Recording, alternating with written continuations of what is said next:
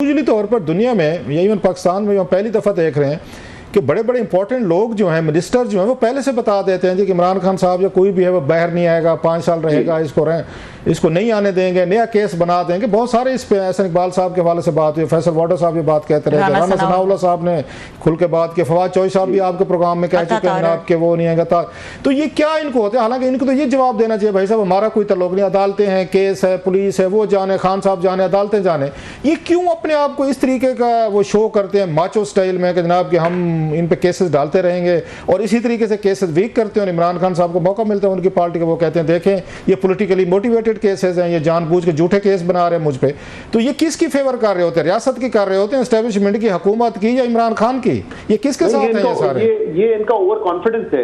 ये दोनों जमातों की जब आपने बात की, जब तहरीक इंसाफ हुकूमत में थी, उनको पता था कि उस वक्त जनरल बाजवा और उस वक्त जनरल फैज की सपोर्ट उनको हासिल थी, लिहाजा उनके वज़रा आके कह देते थे कि अगला नैब का केस फलाना पे बनेगा, फलाना अरेस्ट होगा। ऐसे ही था। आज ये हुकूमत जो है एक हाइब्रिड सिस्टम में है, इनको भी पता है कि हमारे यहाँ जो अदालती निजाम है, और ये बाकायदा जो आप सवाल कर रहे हैं, ये तो सबसे बड़ा सवाल हमारे अदालती निजाम पर है कि पहले से आके प्रेडिक्शन हो जाती है कि ये शख्स बाहर नहीं आएगा, इसको हम जेल में रखेंगे।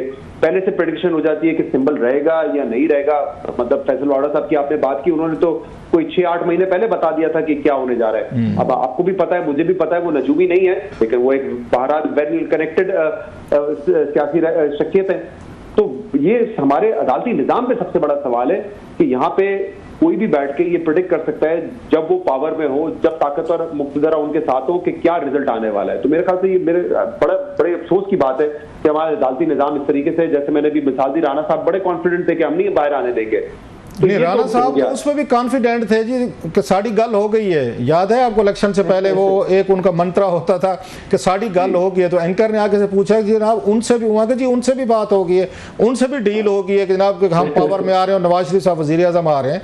तो राणा साहब इस तरह की बातें मेरा ख्याल करते रहते हैं। अब सियासी प्रेडिक्शंस गलत नहीं, लेकिन मेरे ख्याल से जो कानूनी माज है, उनको पता है कि वो कानूनी माज किस हद तक चलते हैं, किस तरीके से चलते हैं, उसका मेरे ख्याल से उनको अंदाजा है। और उनका कॉन्फिडेंस है कि इस वक्त जाहिर सी बात है, लड़ाई पाकिस्तान तहरीक इंसाफ की इमरान खान की हुकूमत से नहीं है, उनकी लड़ाई एस्टैब्लिशमेंट से है। तो उनको पता है कि इस वक्त ख्वाहिशात यही कि इमरान खान बाहर ना आए, और इसीलिए हम देख रहे हैं कि अदलिया में भी एक तकसीम आपको नजर आती है, और मुख्तलिफ सोसाइटी के लेवल पे भी आपको यही लोग नजर आते हैं, या तो वो इमरान खान के साथ हैं या खिलाफ है। यही इस वक्त जो है मामला। लेकिन देखें ना, ये अब जो आज फैसला है उसमें कई बातें जो की गई, उस पर मेरा एक सवाल है कि आज ये कहा गया ये हुकूमत का तख्ता पलटने वाले थे।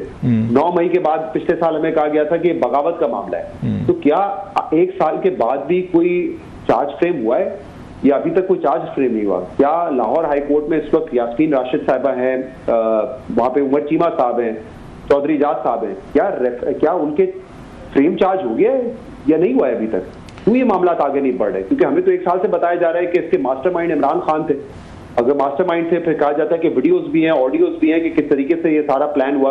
तो ये मंजर आम पे क्यों नहीं आई है? तो आपका क्या ख्याल है, ये बाई डिजाइन है, बाई डिफॉल्ट है कि उनके पड़े रहे केसेस? जनाब इतना जल्दी फैसले क्यों करें? फैसले हम कराते हैं तो उनको हाई कोर्ट से या उनको सुप्रीम कोर्ट से रिलीफ मिल जाते हैं, केसेस खत्म हो जाते हैं, लिहाजा ड्रैग करते रहे। वही आप वाली बात, निचले कोर्ट से आपके लिए आसान हो जाते हैं फैसले कराना, ऊपर आते हैं तो उनकी जमानतें हो जाती हैं, केसेस खत्म हो जाते हैं। लिहाजा ठीक है साहब, जितनी देर आप इसको रखेंगे ना, उतना शक व शुबात पैदा होंगे, क्योंकि वाकई में आप और मैं यहाँ पे अब उनको इससे फर्क पड़ता है। वैसे ये हमारे पावरफुल सर्कल जो हैं, द पावर दैट भी, उनको इससे फर्क पड़ता है कि यह शक वगैरह पैदा नहीं होना चाहिए। बात तो शकूक से आके निकल चुकी है सर। अब तो वो डैम केयर वाला एटीट्यूड है, हाँ जी हम कर रहे हैं। वो राना साहब का और बाकी लोगों का भी तो हमने डिस्कशन किया, वो कहते हैं हाँ हम करेंगे।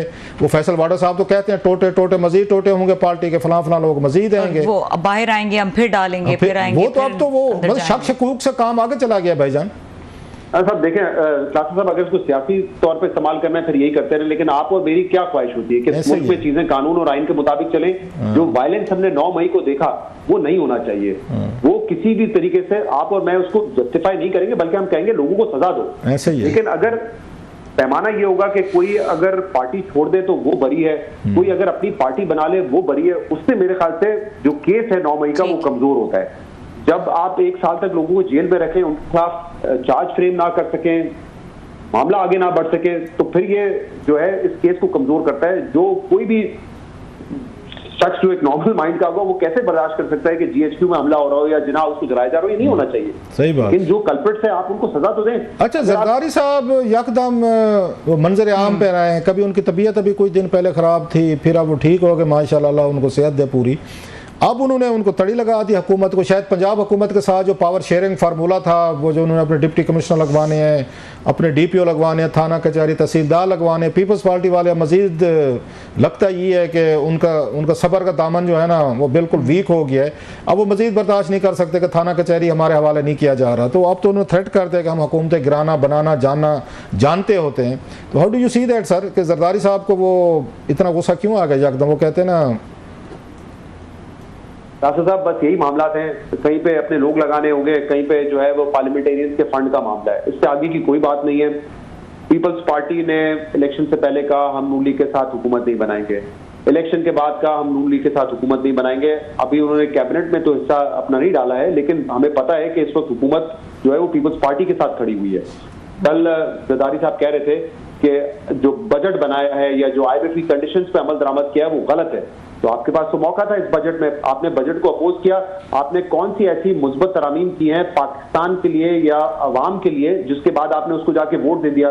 मेरी नजर में तो एक दो बातें ही सामने आई हैं, या पार्लियामेंटेरियंस के फंड का मामला सामने आया, या आपने जो है बिजनेस क्लास टिकट्स को 25 से लेकर 30 कर दिया, तफरी जो किराया था उसको आपने 10 से 25 कर दिया। इसके अलावा कौन सी तरमीम कर रही है पीपल्स पार्टी ने? तो मेरे ख्याल से पीपल्स पार्टी कहीं नहीं जा रही है। पीपल्स पार्टी ने कहा था हुकूमत का हिस्सा नहीं बनेंगे, वो इस हुकूमत के साथ है। जितना ये बजट नून लीग का है उतना ही ये बजट पीपल्स पार्टी का है, क्योंकि आपने इसको वोट दिया है। अगर आप आवाम को ये कहना चाहते हैं कि नहीं देखें हम क्योंकि काबीना में नहीं है लिहाजा ये फैसले हमारे नहीं है, लेकिन ये फैसले आप ही के हैं। सिंध का बजट भी आपने दिया है, वहां की जिम्मेदारी भी आपको लेनी पड़ेगी, और जब आप एक बजट को वोट देते हैं that means you are with it. आज अगर बिजली के किराए बढ़ रहे हैं या बिजली की कीमत बढ़ रही है, आप पार्ट ऑफ इट है ना। उनकी नजर सर पंजाब पे है, उनकी नजर ना सिंध पे है, ना सेंटर पे है, ना दाएं बाएं लेफ्ट राइट नहीं है, उनकी नजर पंजाब में है। वो कहते हैं असल तो वहां पे मजे हैं जो उनको नहीं मिल रहे, पावर शेयरिंग नहीं हो रही उनके साथ।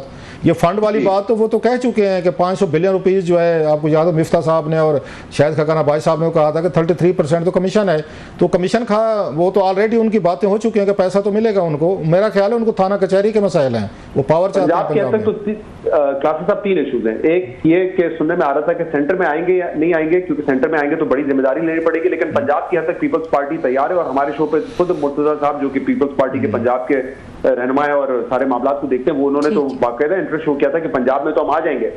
दूसरा मामला यही है अपॉइंटमेंट्स का है जिले के लेवल पर, और तीसरा मामला जो है वो पार्लियामेंटेरियंस के फंड्स का है। मुझे लगता है कि ये मामला हल हो या ना हो, ये प्रेशर टैक्टिक है, शायद नून लीग आके कुछ बातें मान ले, लेकिन पीपल्स पार्टी अगर ये कहती है कि हम इस पोजीशन में है, कोई हुकूमत हम गिरा देंगे, वो इस पोजीशन में बिल्कुल नहीं है इस वक्त। ठीक है, बहुत शुक्रिया शहजाद इकबाल साहब, अपनी एक्सक्लूसिव गुफ्तगू की हमसे। और यहाँ पे वक्त हुआ ब्रेक का।